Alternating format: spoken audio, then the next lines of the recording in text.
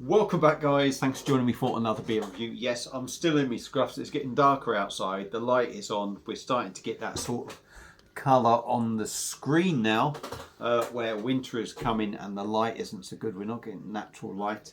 You don't need to know that, do you? You don't need to know that. Anyway, we are back with another beer review. It's still that Friday before I go away. This won't be up before I go away. I very highly doubt. But it's a beer that I got sent to me from Liam Goodliff, deep in RC. So a big thank you to Liam. Basically, he'd been to Buxton. He picked a few beers up. I paid for them. I paid for the delivery. And he decided to stick me in sort of like a reasonably sort of local brewery to him. A free beer from them, I should say. Free... Shall I start again? He stuck in a free beer in this box from a brewery that is close to him. So I haven't paid for this one. That's what I'm trying to say. He sent me a freebie. So a big thank you to you, Liam. Right. And I'm guessing it's going to be a trad beer, traditional beer, if you like.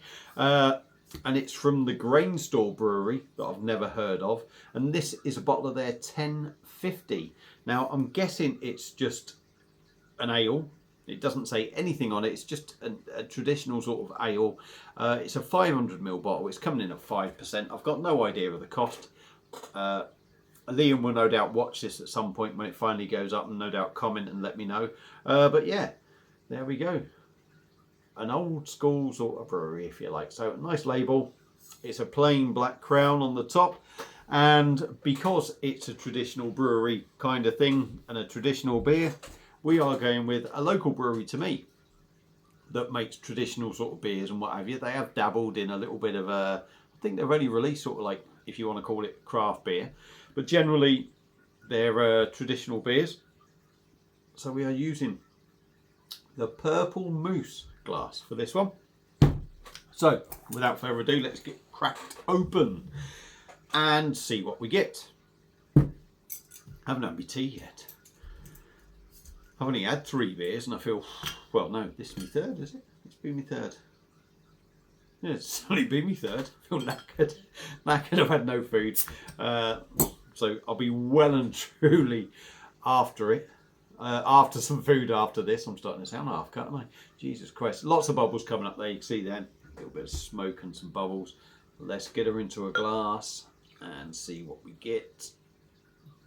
I like a trad beer here and there. I don't think they're things that I would necessarily session. Because really, I'm not really a session drinker, if I'm honest. I'm really not. I like about 3 or 4, maybe 5, 6 it can get to, but really I'm not one that really goes out to knock down 10, 15 pints anymore. I'm a little bit older now. So I just like enjoying beer for what they are. So I tend to like bigger, fuller, more beers, but I do like a trad beer, like I say. So we'll crack on with this one. There we go. In a glass, it's like a real deep amber, almost sort of copper looking beer. Lots of carbonation coming up off the bottom of the glass. I don't know if you can see that. That is the only problem with this glass. You might just be able to see some bubbles coming up there. Because there's so much information stuff on the outside, you can't see it. Anyway, there's still a little bit left in the bottle. See that? If you want to pause the video and try and zoom in or somehow read that, you can. There is no chance I'm going to see that. The lighting is terrible, my eyesight is. So, looks like a good traditional ale. Looks like a bitter, really, if you like. Amber ale, as they like to call them. Let's have a sniff.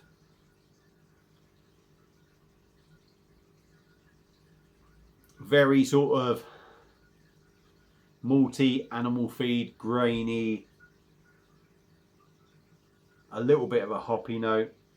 Grainstore brewery. I suppose the name on the bottle sort of says it all, really. Trying to rethink on there. Something GB, I don't know.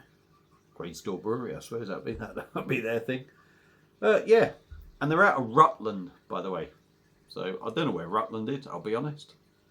But yeah, hoppy, very old school sort of beer. So let's stop sniffing, dive in. Cheers, Liam. Thank you, mate. Much appreciated.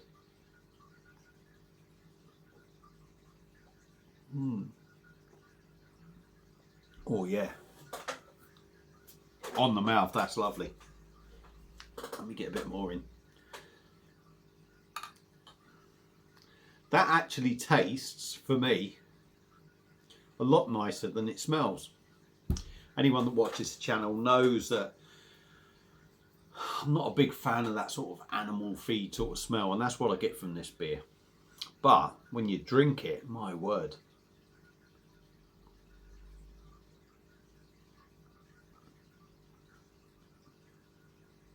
That's lovely. The body on it is beautiful. I'm not sure whether the head is just helping that. No doubt it does help, because having a decent head on a beer sort of helps when it goes down. You're kind of intaking some of that head, and it gives it that little bit more weightiness. The carbonation in the beer is beautiful. It's there. You could almost say it's quite busy in the mouth, but it's lots of small bubbles that's quite busy. So you've got that nice sort of pretty dense head there adding to the beer. You've got that them lovely small bubbles, the carbonation, that are sort of making it smooth and giving it a lovely mouthfeel, adding to the body as well. Yeah, it's lovely, smooth, soft in the mouth. On the taste, very much malty, grainy, very much grain. There is a slight sweetness to the beer.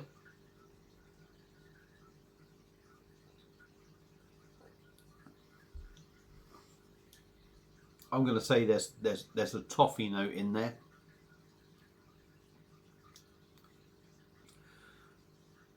I think you get the hops in the taste, for me, but they're really sort of toned down, I would say, and they're very subtle. And there's just something with the maltiness, the toffee notes, the carbonation, the hops. They all seem to work really well together.